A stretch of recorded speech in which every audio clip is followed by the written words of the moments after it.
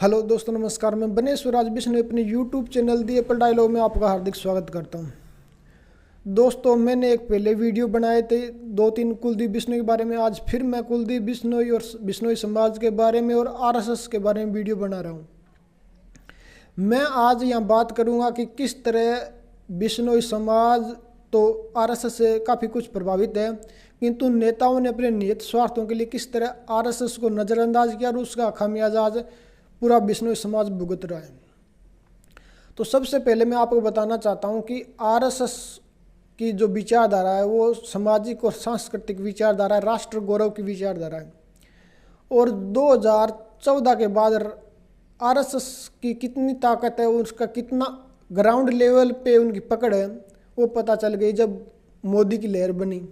इसके बावजूद लगातार नेताओं ने अपने निहित स्वार्थों के लिए, खासकर बिश्नोई समाज के नेताओं ने, कुलदीप बिश्नोई और दूसरे नेताओं ने आरएसएस पर सवार होकर जो अपना फ़ायदा उठाना चाहिए था, आरएसएस का फ़ायदा उठाना चाहिए था, वो फ़ायदा नहीं उठाया।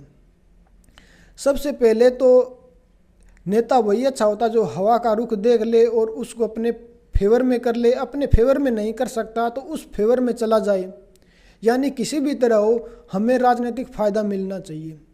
हालात अपने फेवर में है तो ठीक है, यदि अपने फेवर में नहीं है तो दूसरी तरफ जाके उसका फ़ायदा उठाया जाए। बिश्नोई समाज का तो दुर्भाग्य नहीं कहेंगे, ये कुलदीप बिश्नोई का दुर्भाग्य है कि उन्होंने सही समय पर सही फैसले नहीं लिए। चाहे भूपेंद्र सिंह हुड्डा की सरकार बनी, उस टाइम भजनलाल सीएम पद के दावेदार थे, उनको सीएम पद नहीं दिया गया। कहा जाता है कि उनको राज्यपाल का ऑफर किया गया था। यदि उस टाइम बिश्नोई समाज का प्रतिनिधित्व करने वाला ये भजनलाल फैमिली पूरी तरह यदि उसका फ़ायदा अपने लिए उठाती तो कुछ हालात अलग होते। किंतु कुछ जो भजनलाल परिवार से जुड़े हुए हैं, अंदर के लोग हैं, वो ये बात कहते हैं कि भजनलाल जी तो खुद तैयार थे। उन्होंने कहीं किसी व्यक्ति के सामने ये बात कही थी कि कुलदीप बिश्नोई मेरा कहना नहीं मान रही, यदि कुलदीप बिश्नोई मेरा कहना माने तो मैं 6 महीने या साल में भूपेंद्र सिंह हुड्डा की सरकार गिरा दूंगा। किंतु ऐसा कुछ हुआ नहीं। कुलदीप बिश्नोई की जिद सीएम पद की थी और इसके लिए क्या कुछ भजनलाल जी को अपने हृदय पे पत्थर रखना पड़ा और बिश्नोई समाज को अपने हृदय पर पत्थर रखना पड़ा, ये आप आज देख रहे हैं। उस टाइम कुलदीप बिश्नोई अपनी जिद पे न अड़ते तो बहुत कुछ समाज को मिलता। भजनलाल जी को राज्यपाल का पद मिल जाता, चंद्रमोहन को डिप्टी सीएम का पद मिला ही था, और कुलदीप बिश्नोई को भी कोई पद मिलता। ऐसा नहीं है कि उनको कुछ पद नहीं मिलता, किंतु उसके ईगो, उसके अहंकार ने कुलदीप बिश्नोई को खुद को नुकसान पहुंचाया, समाज को भी नुकसान पहुंचाया। यदि उस टाइम बिश्नोई समाज का राजकाज में हिस्सेदारी होती तो 10 वर्षों तक समाज को बहुत फ़ायदा होता। चलो उस गलती को छोड़िए, उसके बाद 2014 को देखिए कि किस तरह 2014 में कुलदीप बिश्नोई को 2 सीटें दी गई थी। दोनों सीटें वो हार गए, लोकसभा की सिरसा और हिसार की। उस टाइम वो बिना समर्थन, यदि उस टाइम ऑफर भी था उनके पास कि आप हजका का बीजेपी में विलय कर लीजिए, उन्होंने नहीं किया। उस टाइम यदि विलय कर लेते तो आज 10 साल हो गए, पूरे समाज को भी उसका फ़ायदा मिलता। यानी 20 साल कोई थोड़ा समय नहीं होता जब समाज राजनीतिक रूप से लाभ ले रहा होता। किंतु कुलदीप बिश्नोई की अपनी जिद कि मुझे सीएम पद चाहिए, उस जिद ने समाज को कितना नुकसान पहुंचाया। आज कुलदीप बिश्नोई के समर्थक सोशल मीडिया पे सारे समाज को कटघरे में खड़ा कर रहे हैं, किंतु वो कुलदीप बिश्नोई को कटघरे में खड़ा नहीं करते कि कुलदीप बिश्नोई ने सही समय पर सही फैसला नहीं लिया और अब भी नहीं ले रहे। ऐसा नहीं है कि अब वो सुधर गए या अब वो उनको कोई दिव्य ज्ञान हो गया, ऐसा कुछ नहीं हुआ। लगातार वो उसी उल्टा वो समाज को कटघरे में खड़ा करके अपने पैर पे कुल्हाड़ी मार रहे हैं।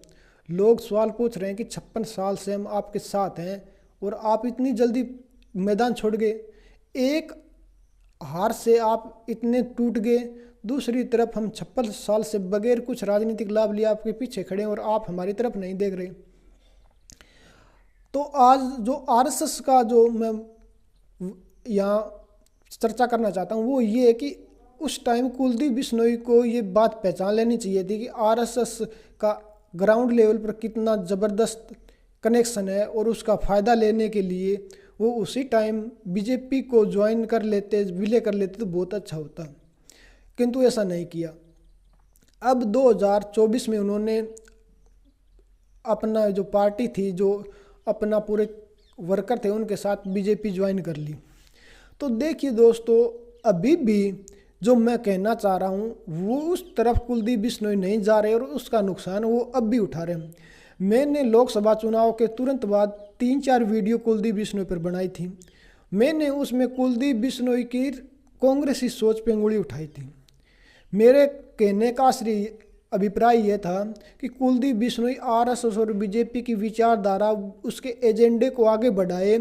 जिस तरह असम के सीएम हेमंत बिश्व शर्मा आज हिंदुत्व का चेहरा बन गए, इसी तरह कुलदीप बिश्नोई भी यदि हरियाणा में हिंदुत्व का चेहरा बनते तो योगी, कुलदीप बिश्नोई, हेमंत बिश्व शर्मा की पूरे विश्व भर में चर्चा होती।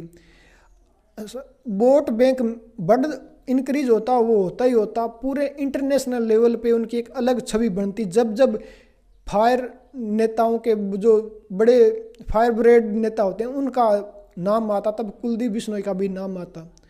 कुलदीप बिश्नोई उस दमदार तरीके से हिंदुत्व, आरएसएस, बीजेपी की जो विचारधारा उसको लेके आगे बढ़ने की बजाय उनसे वो सहमति नहीं है। मीडिया में रिपोर्टें थी कि कुलदीप बिश्नोई आरएसएस के सीवर है, जो कार्यक्रम है, समारोह है, उनको अटेंड नहीं करें। ऐसा ही भव्य बिश्नोई के बारे में खबरें आई थी। भव्य बिश्नोई को अलग अलग प्रोग्रामों में आरएसएस इनवाइट कर रही है, किंतु वो उस तरह से, उस लगन से, उस अपने लगन से उन समारोह को अटेंड नहीं करे, यानी विचारधारा को अडॉप्ट नहीं कर पा रहे। और मेरा सिर्फ यही इसी बात पे गुस्सा था कि लगातार आरएसएस अपनी प्रेजेंस दिखा रहा है, अपनी ताकत दिखा रहा है।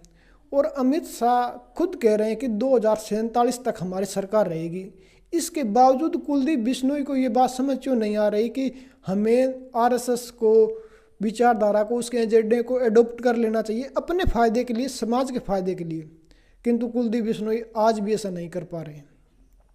सबसे बड़ा उदाहरण अब देखिए कि हमारे यहाँ 2 बिश्नोई नेता हरियाणा में, एक दुड़ाराम बिश्नोई थे जो फतेहाबाद की विधानसभा से विधायक थे, इस बार उनकी बहुत ही कम मार्जिन से हार हुई है। दूसरी तरफ भव्य बिश्नोई जो उधमपुर मंडी से विधायक थे। इन दोनों को, नेताओं को, जो बहुत ही कम थोड़े मार्जिन से हार हुई है, उसका एक कारण आरएसएस की अनदेखी भी है। मैं ये कहना चाहता हूँ कि आरएसएस की जो ग्राउंड प्रेजेंस है, जो ग्राउंड लेवल पे उनके वर्कर हैं, यदि कुलदीप बिश्नोई उस विचारधारा को अडॉप्ट कर लेते और आगे लेके जाते, तो आप सोचिए खुद कि आरएसएस उसका उनको फ़ायदा पहुंचाती, उनको फ़ायदा सरेआम मिलता और अच्छी मार्जिन से वो जीत जाते। इतनी छोटी मार्जिन से हारते नहीं। जो अपने समाज के लोग हैं, जो उनसे दूर हुए हैं, जो उनसे दूर हटे हैं, उनकी भरपाई आरएसएस पूरी कर देती। मैं अपनी बात फिर रिपीट कर देता हूँ, कुलदीप बिश्नोई यदि आरएसएस की विचारधारा, एजेंडे को एडॉप्ट करते तो जो बहुत कम मार्जिन से उनकी हार हुई है, जो बहुत थोड़े से लोग उनसे दूर हुए हैं, उनकी भरपाई आरएसएस पूरी करवा देती। यानी उनके पास बी प्लान नहीं था, रिकॉर्ड था, आंकड़े थे कि किस तरह उनका राजनीतिक ग्राफ नीचे जा रहा है। उनको ऊपर उठाने के लिए उन्होंने क्या कुछ किया, इस पे कोई चर्चा नहीं करना चाहता। मैं ये कहना चाह रहा हूँ कि आरएसएस का यदि सपोर्ट मिलता, आरएसएस कि यदि वो विचारधारा को, आरएसएस के एजेंडे को एडॉप्ट करते और उसको आगे बढ़ाते, तो आज आरएसएस उस तरह से उनकी हेल्प कर सकता था जिस तरह दूसरे नेताओं की हुई है, या आरएसएस की जो चर्चा हो रही है कि किस तरह आरएसएस ने बीजेपी की सीटें बढ़वा दी। इसका फ़ायदा कुलदीप बिश्नोई को और दुड़ाराम को मिलता। किंतु दुड़ाराम और आरएसएस पे मीडिया में कोई खबर नहीं है। वो आरएसएस की विचारधारा को सरेआम स्वीकार भी नहीं करते। आरएसएस के एजेंडे को आगे किस तरह बढ़ाएंगे, इस पे उन्होंने कोई चर्चा नहीं की। ठीक इस तरह कुलदीप बिश्नोई। मेरा जो बार बार आरोप यही था कि ये अपनी कांग्रेसी मानसिकता से बाहर नहीं आ रहे। कांग्रेसी मानसिकता से बाहर आने का मतलब है आरएसएस और बीजेपी की विचारधारा को स्वीकार करना, एडॉप्ट करना, और वो नहीं कर पाए। आप भी थोड़े से ठंडे दिमाग से सोचिए कि एक जगह हमें नुकसान हो रहा है, कहीं भी एक जगह हमें नुकसान हो रहा है, तो उसकी भरपाई करने के लिए हर व्यक्ति कुछ न कुछ करता है। फॉर एग्जाम्पल आप जमींदार किसान को देख लीजिए कि किसान की खेती बाड़ी थोड़ी पैदावार में थोड़ी गिरावट आ रही है, तो वो दूसरी तरफ देखता कि थोड़ा पशुपालन कर लिया जाए या कोई पैरेलल और बिजनेस किया जाए, ऐसा कोई छोटा मोटा काम और किया जाए जिसकी भरपाई वहाँ पूरी की जा सके। ठीक इतनी कॉमन, इतनी छोटी सी बात कुलदीप बिश्नोई के समझ में नहीं आई, दुड़ाराम जी के समझ में नहीं आई कि किस तरह यदि हमारा जो वोट बैंक है वो हमसे किसी भी तरह से दूर हो रहा है, तो उसकी भरपाई करने के लिए क्यों न हम आरएसएस को यूज कर लें, आरएसएस का फ़ायदा उठा लें।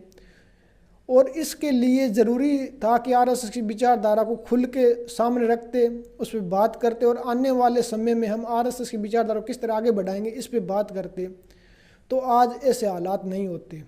और अभी भी कोई बहुत बड़ा नुकसान नहीं हुआ है।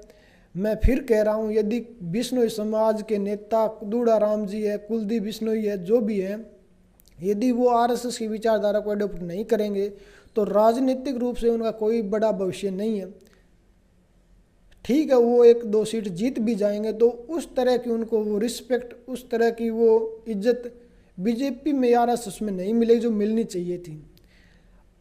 लोग दूसरों को देख के समझदार हो जाते हैं। कुलदीप बिश्नोई यदि आदित्यनाथ योगी को देखते, दूसरी तरफ हेमंत विश्व शर्मा को देखते और बहुत से नेता जिनको देख के एक अलग तरह बना लेते, किंतु उनको तो सीएम पद के सिवा और कुछ सूझता ही नहीं, उसको और सीएम पद के सिवा और कुछ दिखाई नहीं देता। आप भी समय है, यदि आरएसएस की इसी तरह से अनदेखी करते रहे ये नेता बिश्नोई समाज के, तो इन नेताओं का कोई भविष्य नहीं है। आरएसएस लगातार ग्राउंड लेवल पर कितना काम करे, कितनी ताकत है, ये आप विधानसभा में, हरियाणा के विधानसभा चुनाव में देख चुके हैं। अमित शाह और जो टॉप के लीडरशिप है वो खुद ये अपन स्वीकार कर रही है कि 2047 तक हमारी सरकार रहेगी। इससे ज़्यादा और क्लियर कट मैसेज क्या होगा कि कुलदीप बिश्नोई या बिश्नोई समाज के दूसरे नेता वो आरएसएस की तरफ जाएं, उनकी विचारधारा को आगे बढ़ाएं, उनको अडॉप्ट करें।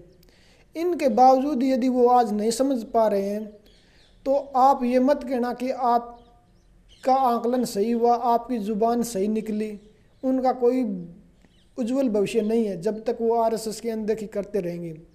और राहुल गांधी जो आरएसएस पे इतना गुस्सा निकाल रहे हैं उसका कारण ही यही है। कुलदीप बिश्नोई समझे या न समझे, किंतु आरएसएस का कितना महत्व है ये राहुल गांधी तो अच्छी तरह समझ रहा है। और राहुल गांधी की आज जो जितनी खराब इमेज हुई है उसका कारण भी आरएसएस ही है। और कुलदीप बिश्नोई यदि ऊपर उठना चाहते हैं तो आरएसएस का सहारा लिए बगैर ऊपर नहीं उठाया जा सकता। आज के वीडियो में इतना ही, धन्यवाद।